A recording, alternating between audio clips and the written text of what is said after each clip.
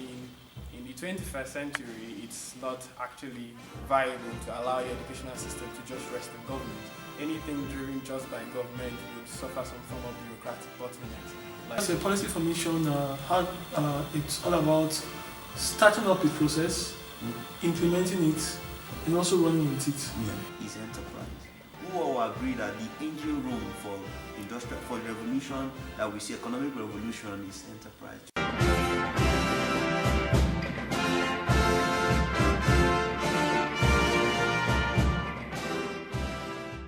Hey, welcome there to our maiden edition of a very revolutionary thing that we started just now, and we are members of the Leadership and Mentors Network, and we're starting something very unique, and our goal is to be able to impact society. We looked at society today, and we know that the future of our nation, for instance Nigeria, the future of the world is dependent on people waking up and deciding what is the course of their nation, what course should the nation take. We've looked around and said to ourselves, where is the future of Nigeria? And we know that the future of Nigeria depends on us. The responsibility to change our country depends on us. And that's how we started this platform. Our goal is to be able to look around all over the world and identify great leaders in all walks of life, in business, in politics, in governance, and to be able to share their experience and to inspire the next generation. Today, we want to start something very unique, and with me today is a team of experts and intelligent Nigerians who are succeeding in the diaspora. And our goal is to be able to tap into our wealth of experience and knowledge, and also to be able to interact going forward with leaders who have succeeded in different lines of business, and to be able to inspire people, and we ourselves going to contribute tangibly to the socio-economic development of Nigeria. How can we impact society? How can we improve the quality of life of Nigerians? What are the challenges in Nigeria? Where is the future of Nigeria? We've sat down today and we say, we're going to be discussing on something very crucial: sustainable economic development. How can we sustain economic development in our society? And we're going to be having a pragmatic approach to it today. With me from the Elvis Osun. Elvis Osun has been involved in leadership as well, both in Nigeria and Aberdeen, and he's an engineer. And also with me is DK Mwabweze. He's also worked as experience also in Nigeria before he came to Aberdeen, and he's an engineer in Aberdeen as well. And I'm Michael Saiki. I'm an engineer as well. Also with me is Osage Okosie, and he's a seasoned banker. He's worked in various banks, both in Nigeria and Aberdeen. And also with me is Sonny Atuba. Sonny Atuba is a PhD researcher at the University of Aberdeen. And we will be sitting together with you today, and we'll be sharing in some of the great ideas and what we think we need to be doing going forward. Sit back, enjoy. The socio-economic development is the future, is the framework for, is what we're looking at basically, and we want to be starting. What is the starting point basically for effective socio-economic development? I think the foundation for this is education. Quality education is critical to any economic growth, any policy, anything that you want to do. So, how do we guarantee, how do we evolve a robust quality education? How can we evolve a functional education that would contribute tangibly to socio-economic development? And we'll be discussing further with Elvis. Elvis, what do you think we should be doing as a country? With regards to education, there's no gainsaying the importance of education. Knowledge is power, ignorance is darkness. Now, with education comes awareness. With awareness comes action. With action comes resolve. Now, talking about the economy here and how we can use education to drive economic progress. The pragmatic approach here towards improving our educational system has to do with what I term a tripod approach. A tripod approach in the sense of the fact that at present the educational system really rests just on government support, and that is why we are probably where we are today. And in the 21st century, it's not actually viable to allow your educational system to just rest on government. Anything driven just by government would suffer some form of bureaucratic bottlenecks, like we've experienced lately. Now, in my own tripod approach suggestion, I think there should be more of the private sector and the public sector and then individuals. Now, the public sector being government, the private sector being the companies, the individuals, you and I. Now, how do these people interplay? Now, the government, which is the public sector, has been involved in education for as long as we can remember. But it's time for the private sector to start getting involved. What should they do? We have a lot of companies in Nigeria. What are these companies doing? These companies can actually support education. I know a lot of them have been involved in a couple of initiatives in terms of infrastructure, but there's more that needs to be done. More needs to be done in terms of the private sector coming in form of curriculum, being a part of the curriculum organization, being a part of personnel, not just being part of the people that set the curriculum. They also provide their personnel to ensure that they also impact knowledge. You know, there's this form of inspiration that people at the tertiary institution will get when they have someone from the industry come to lecture them. Now, the private aspect also has to do with individuals. Over here in the UK and in developed countries, we have people that set aside resources in their will or just make voluntary contributions and donations to academic institutions. Now, these academic institutions are charities over here. So you and I, anyone like me, could just decide to lay aside some money for an institution. Now, these are ways that this institution gets resources and then they can promote research. Research is also a very, very, very key important area of education. The education at the level as it is has not really focused a lot on research. Why? Because it is driven by government. If the private sector can get involved, fund research, and then private individuals can fund research. We have creative people in Nigeria, but what we need is the resources to drive them. And these resources cannot just come from government. We need the private sector involvement, we need individuals involvement. Thank you so much. You made critical and very, very crucial observations. You said that government cannot do it alone. Another key point that you mentioned is that the industry should be able to fit in the framework. In fact, that is good. If you look at Aberdeen, for instance, today, you discover our curriculum is built, education is built around the need of industry. But in Nigeria, you just go to school, you graduate, and then you're thinking, what is the need of industry? You don't even know exactly what industry is looking for. And that is critical to sustain, because if the school itself cannot tell what is the challenge, what are the challenges in the industry, how can they build themselves around the challenges of industry? How then are they going to be meeting the challenges? That's a very good one here. Sagi, you want to compliment what you just said?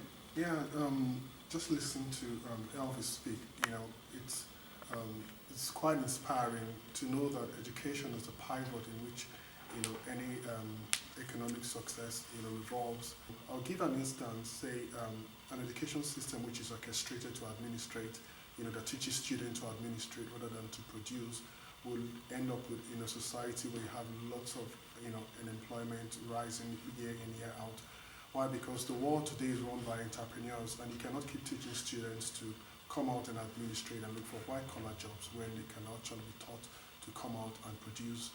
And again, in comparison with what happens in the West, our educational system is lived with so much of coming to the classroom, you read, you pass, you move to the next level. But whereas you look at the developed world today, it's research-based, you're in touch with the industry, you're coming out of school knowing this is what I want to do, you have a focus. When you have a focus, you know what you're focus-driven because that's what you're taught. You're not just taught, you're taught beyond the conventional pattern of education of, coming to classroom. There's a step beyond that. You're in touch with the industry. Like my colleague Elvis said, industry owners come in, you're in touch with them, they tell you what you need to know, from research, you're able to know, oh, this is the next step. You're not just waiting on, you're in your final year now and then, or what happens. Our system needs to teach our people, that while they're in school, they should be workers or entrepreneurs in training, such that they're not just out of school and then next thing, what's the next, asking themselves, what's the next line of action. But someone who's been taught right from the first year that you're a worker in training or that you're an entrepreneur in training, he knows that in 4 years' time, he's being trained to become that thing, that person he wants to be, an industry owner, someone influencing a sector, someone taking an arm of an industry to the next level for the next generation. Wow. So if I could just come in, I think you notice the point where Elvis raised and Osaiga, you notice that the second point they're trying to stress is about curriculum review. Yeah, that's why you see there's this curriculum between the industry and the education in Nigeria that the average in Nigeria embrace while he or she is in school. So there should be, I don't want to use the word a complete overhaul of the curriculum, but at least there should be a synergy between what they learn and what they expect outside. It's because the world is changing very fast, and so the curriculum ought to change to meet up with what they were going to experience. So the curriculum has to be addressed in order for them to perform very well and embrace the change they will see outside. If I may come in there, going forward, we're talking about sustainable development. We should know that from the onset, sustainable development has to do with the social part, the environmental part, and the economic part. And the education we're talking about falls under the social part. So now, if we try to do that, we'll find out that we have to build intellectual capacity. Let us take it from grassroots. Before you get to the university, you would have gone through the primary school, you would have gone to the secondary schools. If you remember how it was then when we went to primary schools, what is it now? Compare it. You find out that there's a whole gap that is in there now. The private sector and the public sector or individuals have to come together. You know, capacity can be built from primary school. If you see what's going on in Nigeria now, there's a lot of private primary schools and secondary schools which are a lot more expensive. What of the common man who cannot afford that? Now, the government is trying in its best to build primary and secondary schools, but it's not enough to have the structure. The structure is just the hardware. If you don't have the software, who are the humans to impact this knowledge, then means you're not going to produce the kind of people you want. You mustn't just, it's not all about theory and study. People can know what they want to do from primary school.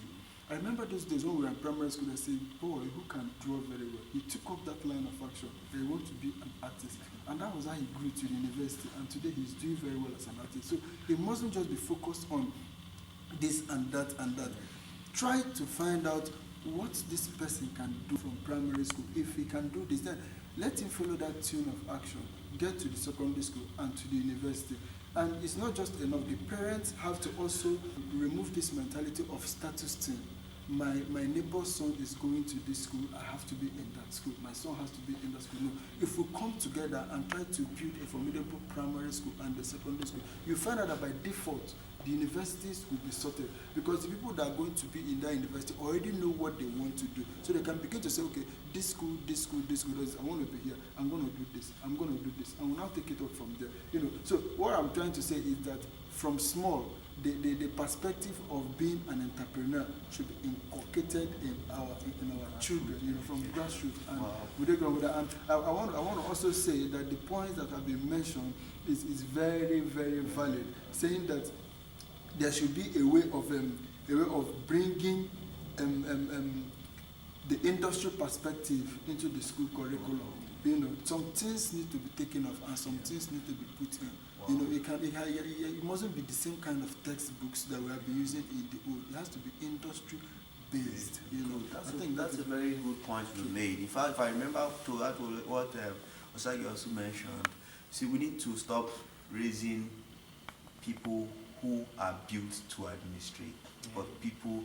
Our knowledge should be based on creativity. That's what this system is built on. You see people who don't even care about going to the university after a secondary school because they know that they have enough skill that would create wealth. You hear of the great industrial geniuses of today who broke out, left school at some point, and they said, well, I've learned enough to impact my world. So if the educational system is, and I did also mention this from grassroots, this impact is going to be massive. So we need to focus on grassroots education.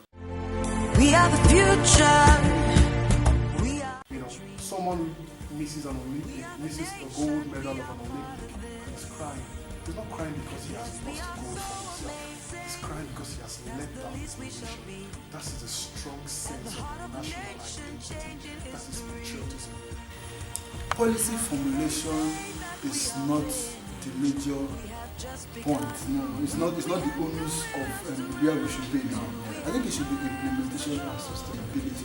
The laws are there, the policies are there, the legislations are there, guidelines, rules, regulations, they are all there.